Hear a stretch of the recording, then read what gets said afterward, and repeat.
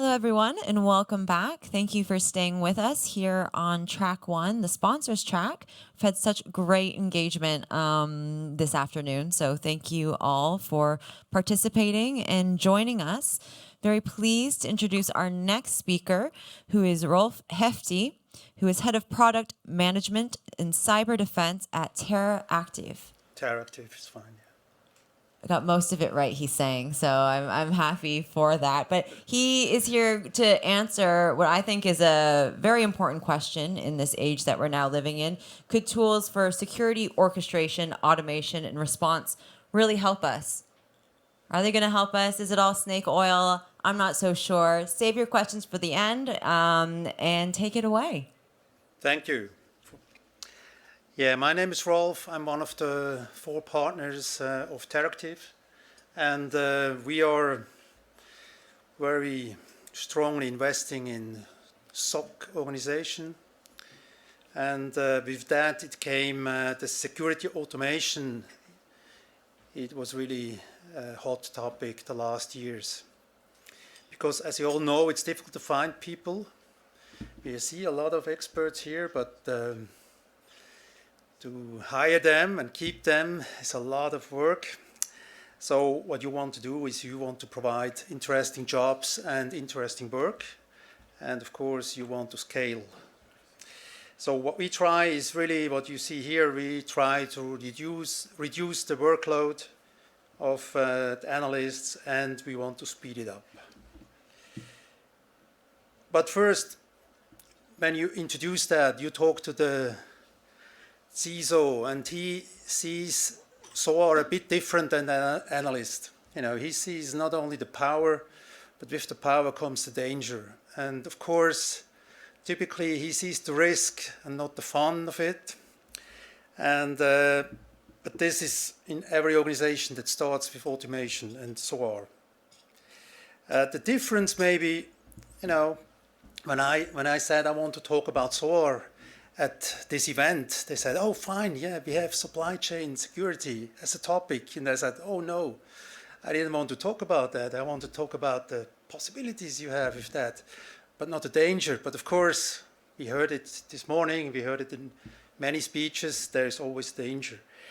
Why are we as a SOC provider a bit better fitted for that? You know, when you look at our customer base, it's normally their IT organization is really focusing on, you know, getting the applications to the users, you know, having a good performance and availability, and of course security, but it doesn't come first, you know. And with us,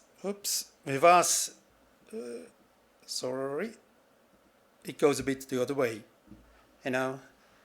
Sometimes it's really hard to work at a SOC provider as a user, because everything is focusing on security, not on reachability, availability, usability. And of course, that is also something that keeps us, in the end, secure, maybe a bit more secure as our customers, and that's what they expect. So what we do if we introduce something new like SOAR, we think, what can we really do better that it doesn't get a problem to us, that really helps us. So we try to identify the real danger risks that come with it. We look at the vendors very carefully, not only on what they deliver, but how they deliver it. And of course, we look at it in details, and we also penetrate it, because we also have pen testers in our company, so we can use them internally. And of course, we have to use them. So we are really knowing what risks we're taking if we introduce something new. And what is also important is to monitor it. If you have introduced it in a safe way, that's fine. But not much has to change, and then suddenly it's not secure anymore. So you have to monitor it constantly, and that's what we do with our SOC management framework. We developed, especially not only for SOAR, but for all our tools we use internally to produce our service to our customers. It started about 20 years ago when we developed that, and it just keeps on, growing and developing with the new tools we are using, with the new danger, with the new attack scenarios that come to the market.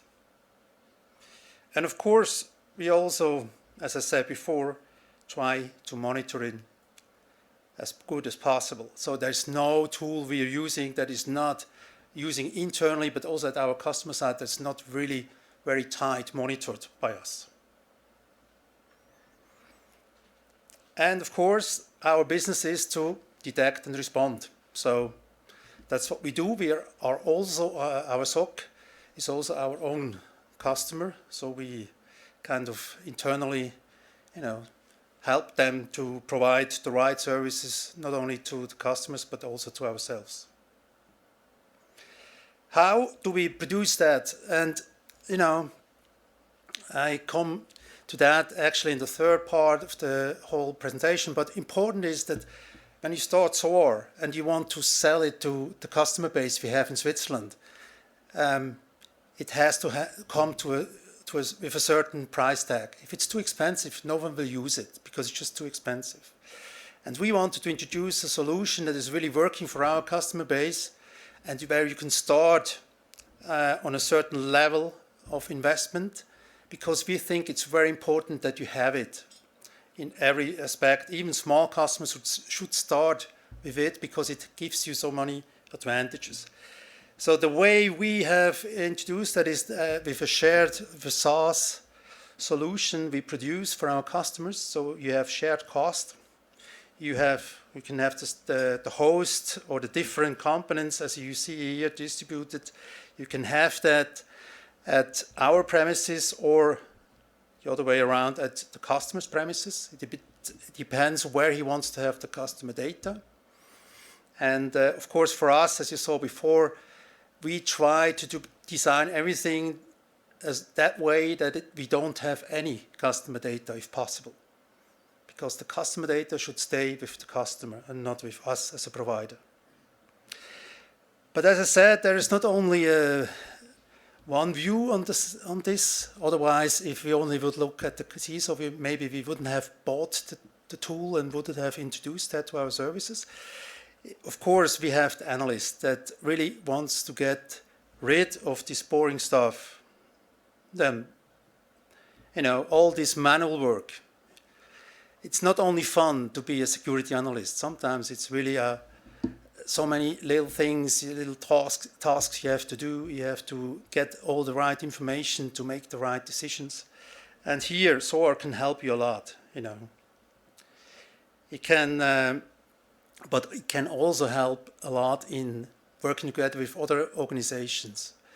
Normally, we build this so-called hybrid SOCs. So we have some folks at the customer, we have some resources in our SOC, but maybe we have also a third party, a partner or someone that is also kind of working together in this hybrid SOC organization.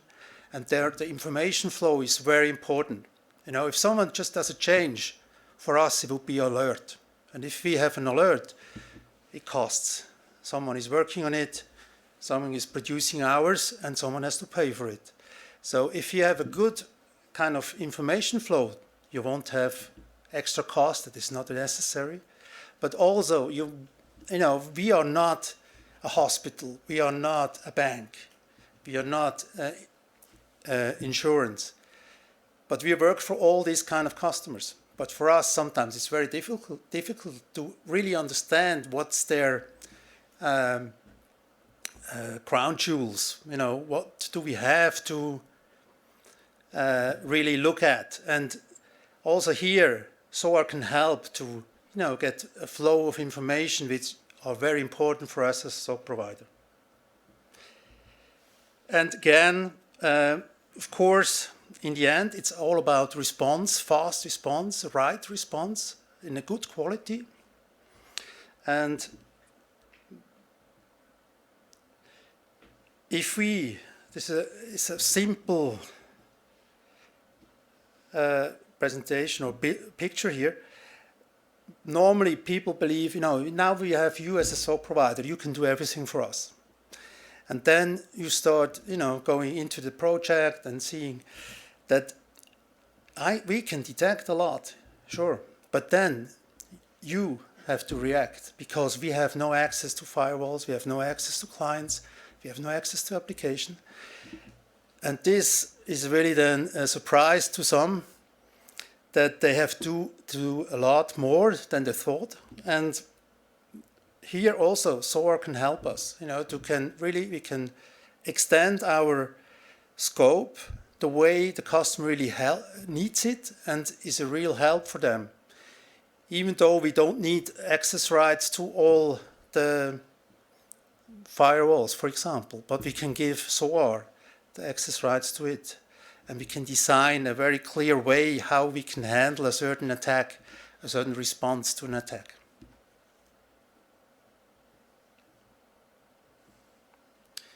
So, typical scenarios we see is, first of all, to really see the scenarios, you need a cyber defense platform. When we started, some years ago with the whole SOC business, the cyber defense platform was really a CM solution. But nowadays, as you see, it's much bigger. We have the different, on the horizontal, we have the attack phases, typically, and the NIST phases on the vertical side. And here you see which kind of tools we really want to have if we are a SOC partner of a customer. And you see here, especially in response and recover, we really believe in a SOAR solution. And if you don't have that, you have to do it manually. You can do some with EDR or maybe NDR. But we really believe nowadays that you need one to be on the maturity level that is needed in this 2021. What is it really providing to us? Well, we have decided to use this XOR platform for Palo Alto, but there are many others that are similar to that. I think what we found out, they have so many tools there, or so many possibilities, but the really important for us are, as I numbered it here, is orchestration, and then automation, and incident response. And collaboration and SLA reporting is not really that important for us, for different reasons. To see the orchestration first, of course, that's why you buy this kind of tools. You get all the integrations to all the tools, all the different IT components our customers use. You don't have to build it yourself anymore as it used to be. So this is really a big advantage which you want to leverage. But then, of course, we heard also in other talks before the typical attacks like phishing attack or something like that. This is daily business nowadays for our customers. So if you can enhance the way you treat this, and there's a nice picture here, you see how much interaction you have normally if you do it the manual way. And all interactions is, every interaction between humans can be, let's say, a misunderstanding. Maybe the guy I always ask is not there because he has holiday. I ask someone else, he gives me the wrong information or not the whole information I need and so on. So it can break easily. And with SOAR, you can build it much stronger and faster and automated and optimized. And then you win a lot in such tasks like, preventing your organization from phishing attacks, which are something that is now, happening daily or weekly.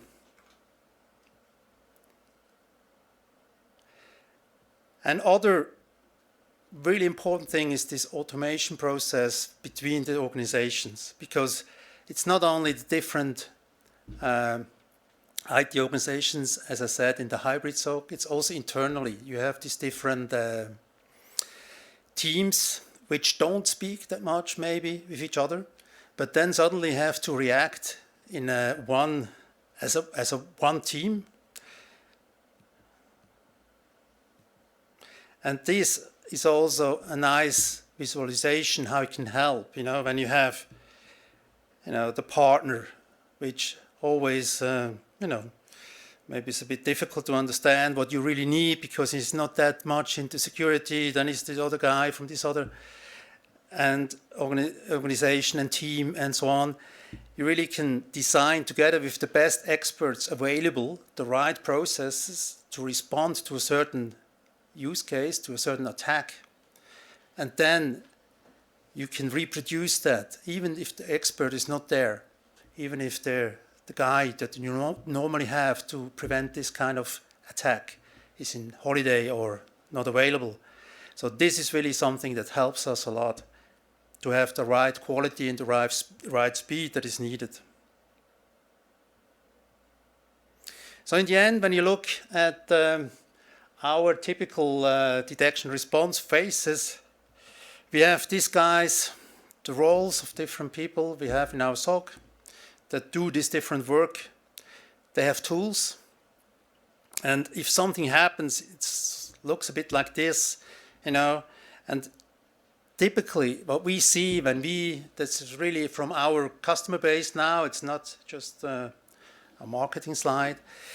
What we see where we really can get a lot out of this solution is in much better incident information quality, because we can gather information which you normally don't have automatically and then decide on a much better information base. If a human really is involved here, he has a much better information base than it used to have without this automation possibilities. And of course, it speeds up the whole process. And here we are really happy to have a much faster way now than we used to have. And of course, if you have it at one customer base, or for one customer, you would like to have it for the whole customer base in the end. That's why we had the challenge to make the whole stuff affordable to other organizations, not only the big ones. And how did we do that? SOAR for everyone. We made different service modules. So you don't have to buy the whole suite.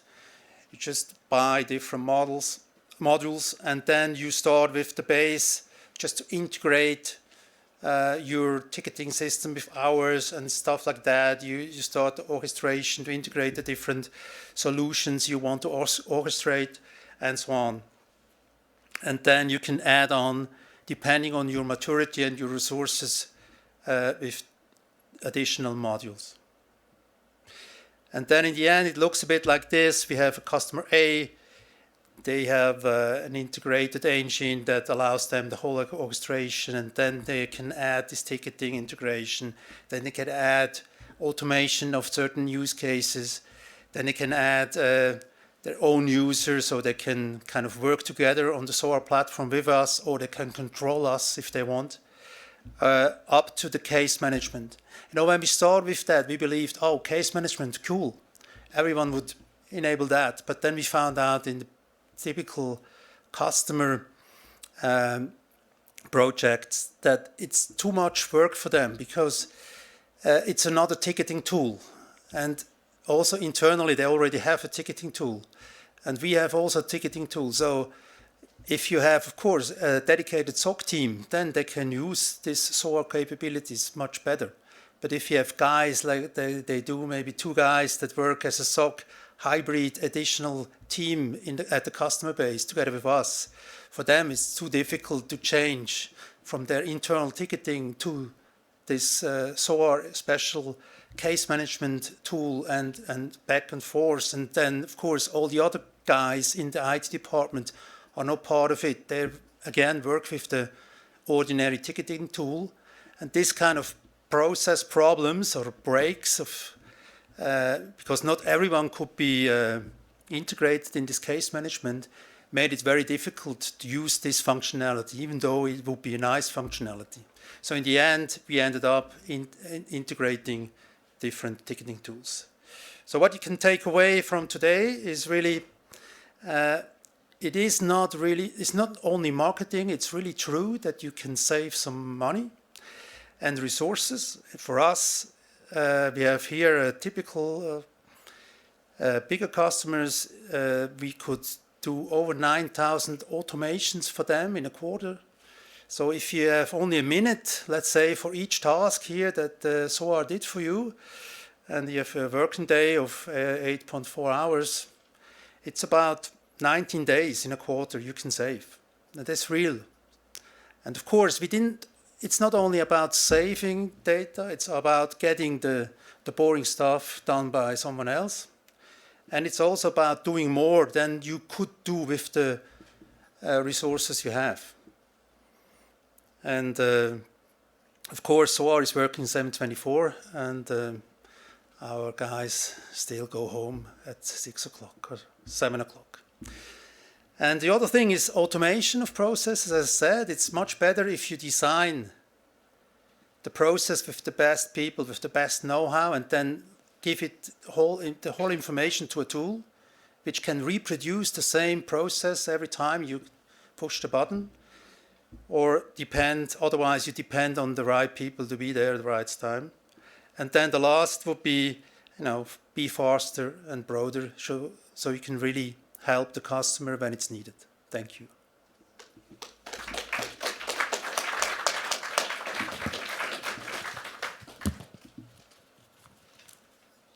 Thank you very much. Any questions? We've got about 10 minutes left till our break. So if anyone has any questions, now would be the time to ask them. I thought that was brilliant. I wonder first, when you mention the customer use cases, what sectors do your customers normally fit in? You mean sectors, markets? Mm-hmm.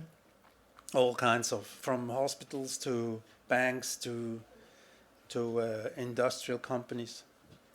So a variety that are kind of, because you mentioned the shifting of the tools to fit more of their need of SOAR.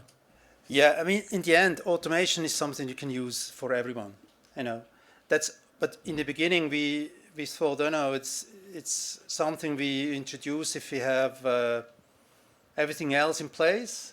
Nowadays, we would say, we would like to have that in the beginning, because it just is a different way if you know that you have this automation engine here and you can use it. Then you start solving problems differently and better.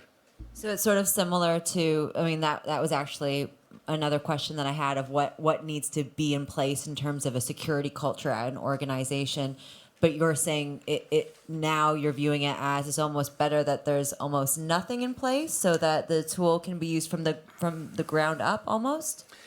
It really depends on the maturity of the customer, But normally when we start with the customer and he's blind because he has no clue what's really going on in his company, then you start building, of course, the detection engine and everything like a CM, like an EDR solution and so on. But then after you see that something is happening, of course, the next thing is you have to react on it. Before, you didn't see it, so you didn't have to react. But then suddenly you see it every day, every hour. And then you should react, and then it doesn't make sense to react manually. If you have organized your whole detection very well, if you tune it, if it's automated, it will give you a lot of information which you have to check if it's real, it's a real incident, if it's a real attack or not. And this really helps to have a SOAR engine in place to speed up then all this needed information to make qualified, give a qualified answer if there's a real attack or not. Because this is something also people which are not really used to the SOC business are surprised how difficult it is to find out if it's a real attack or not. And this is a lot about information exchange, communication, and if you have an automation platform underneath which you can use to speed that up, to enhance the quality, it helps you a lot. Thank you. I think we have another question up here. Man in the black. Did you develop the automation engine yourself? No, it's as I said, it's Palo Alto XOR. It's a solution, but it's really a platform. It's not a solution. So yes, you develop it yourself.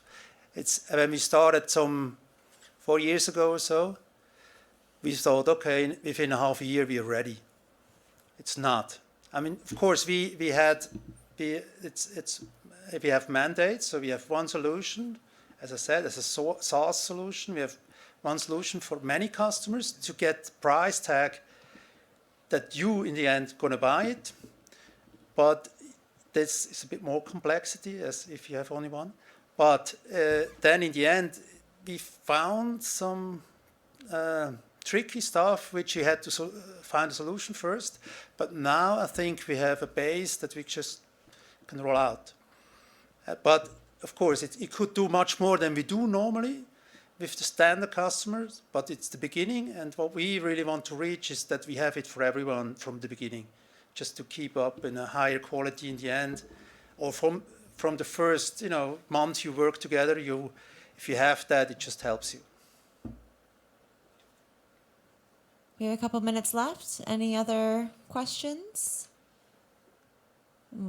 Well, then maybe we should give one last round of applause to Rolf. Thank you very much for the You're welcome. presentation.